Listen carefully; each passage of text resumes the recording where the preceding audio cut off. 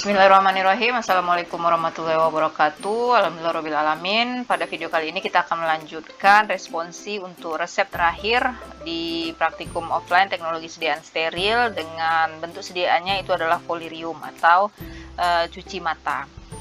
Sama seperti tetes mata sebelumnya, konsepnya itu juga sama seperti injeksi ya, tidak ada spesifikasi khusus, jadi sama seperti tetes mata juga, cuman pembedanya adalah volume yang dibuat. Dan mungkin di sini komposisinya yang sudah lengkap ibu berikan ya, apa saja zat tambahannya.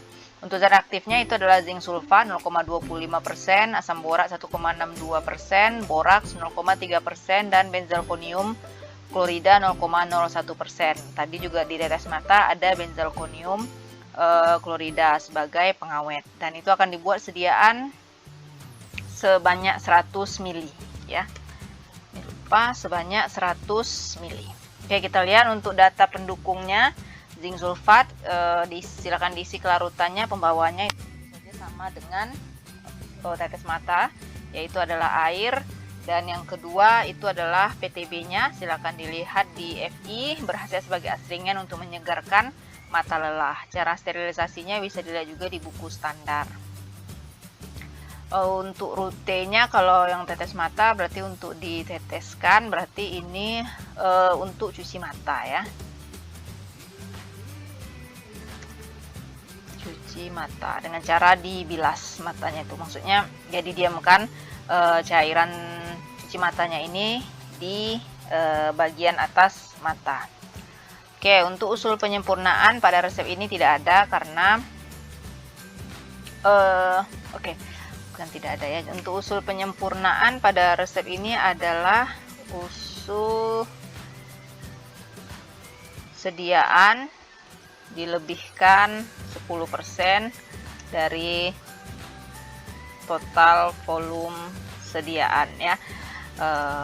Sama seperti yang sebelum-sebelumnya untuk mengantisipasi kehilangan selama proses pengerjaan. Oke, untuk formula standar itu bisa dilihat di FI, Fornas ataupun buku lainnya. Oke, kita lanjut ke perhitungan tonisitas. Ini juga sama seperti tetes mata, kita akan pakai rumus PTB. Yang pertama kita akan hitung volume yang direncanakan.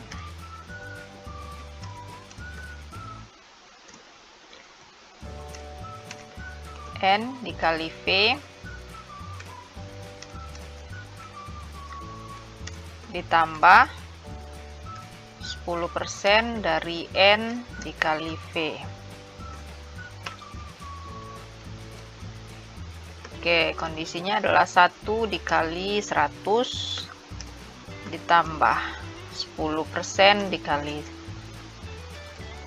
1 dikali 100 sama dengan 110 ml ya. Jadi yang akan direncanakan itu adalah totalnya 110, yang akan dimasukkan ke wadah itu adalah 100 ml. 10 itu untuk mengantisipasi nanti untuk proses pembilasan dan penyaringan. Lanjut ke perhitungan konsentrasi untuk bisa kita menghitung rumus volume isotonisnya. Sama seperti yang di tetes mata tadi. Zinc sulfat 0,2% ya, jadi sesuai resepnya. Konsentrasi asam borat 1,62%, boraks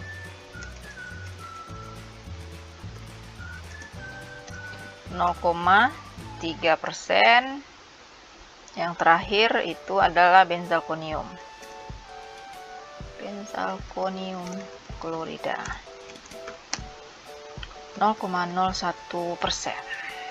Oke, lanjut kita ke perhitungan menggunakan rumus PTB.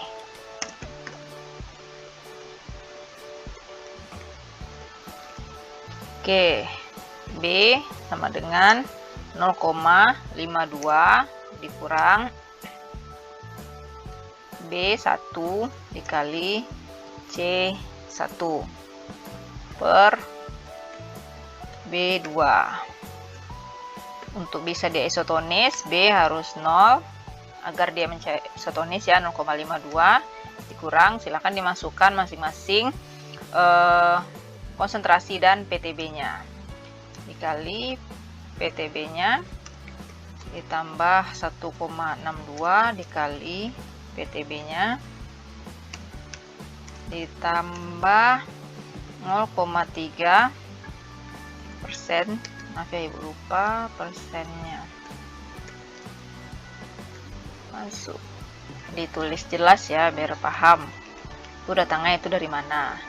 Dikali PTB-nya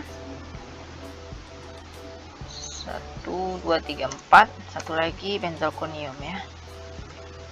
Dikali PTB-nya dibagi PTB NaCl. Oke, didapatkan hasilnya nanti adalah sebanyak A%.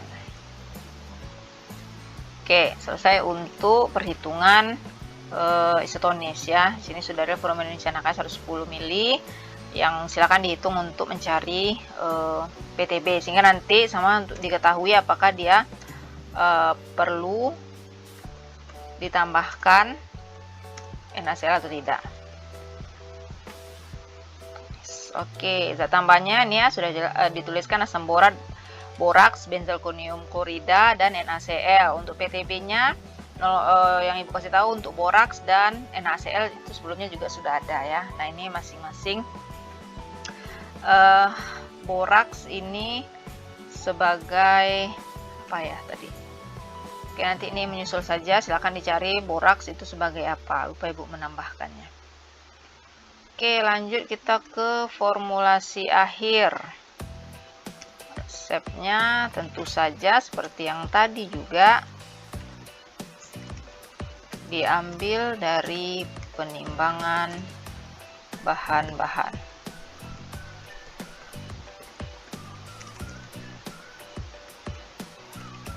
Asam borat, boraks, benzalkonium klorida, dan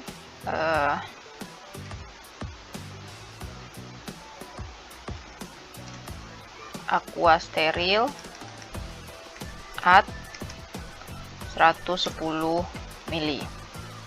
Untuk NaCl nanti kita akan lihat di perhitungannya. Jika ada nanti itu bisa ditambahkan di sini NaCl kalau dia hipo ya.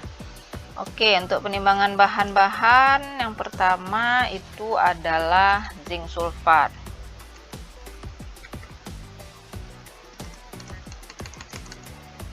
%, dikali 110 mili sama dengan B gram. Asam borat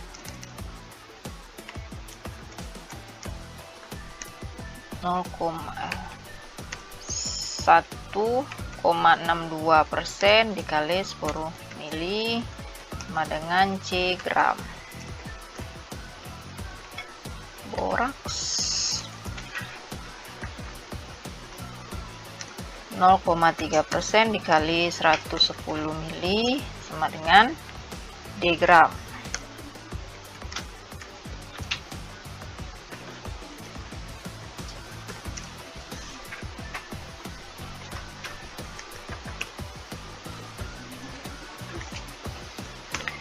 Yang terakhir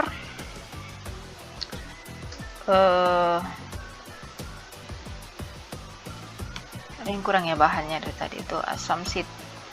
Oke, misalkan klorida,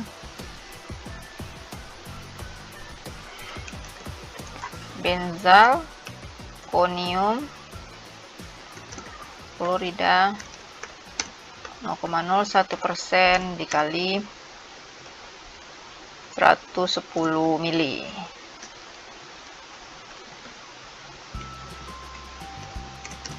Sama dengan E gram. Jika nanti ada NaCl, cara perhitungannya A persen dikali 110 mili sama dengan F gram. Aqua proinjeksi AD 110 mili. Oke, selesai untuk penimbangan bahan-bahan ya. Ini jika ya nanti hasilnya isotonis. Jika hasilnya hipo ataupun hiper ya. Sini juga. Oke, kita lanjut ke cara kerja. Sterilisasi alat dengan cara yang sesuai. Botol dikalibrasi 110 mili. Timbang bahan-bahan, sterilkan dengan cara yang sesuai. Ibu buat seperti ini, tapi nanti tolong dijabarkan masing-masing ya. Timbang asam borak sterilkan dengan sekian, timbang boraks disterilkan dengan sekian ya. Itu menghemat waktu.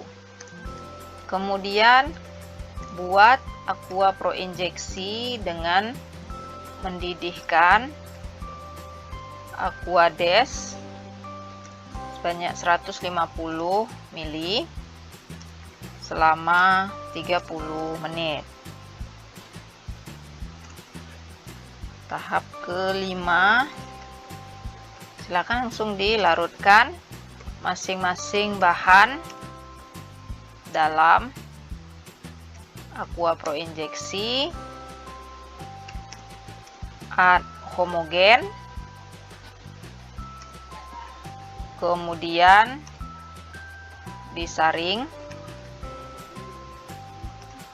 dengan kertas saring, masukkan ke dalam botol sampai tanda batas.